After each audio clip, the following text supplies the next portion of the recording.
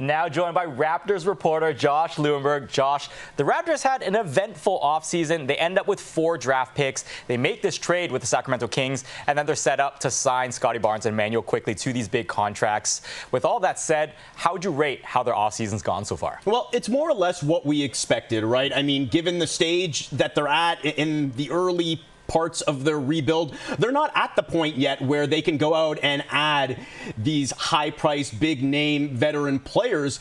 The top priority, obviously, was securing the long-term future of their 2 most important players, Barnes and Quickley, as you mentioned. The price was not insignificant, north of $400 million, and it may have come in a little bit higher than expected for Quickley. But look, these are 2 players that the Raptors believe in, they want to build around, and now you have them under contract long-term. From there, it was about building out the development pipeline with this team. It's something that used to be a strength of the organization, is developing that back end of the roster, turning prospects into impact players.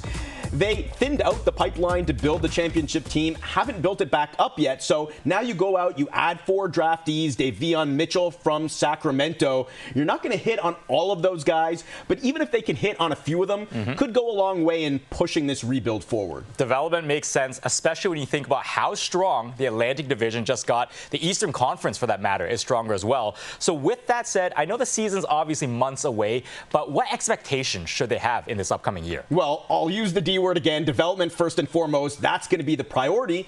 And then the question is whether or not we're going to be using the T word, tank, because this upcoming draft is supposed to be a whole lot stronger than the one that just passed.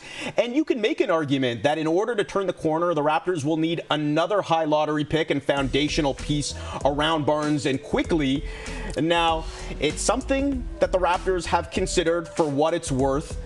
Now, the problem with all of this is Scottie Barnes raises the floor of this team to the point where they might not be good enough this year to compete for a playoff spot, but they also might not be bad enough to out-tank the likes of Washington, Charlotte, Brooklyn, among others. Now, there is a path to getting there if that's the direction the Raptors choose to go in, and that's potentially trading one of the few remaining veteran players left on this team in Jakob Poeltl.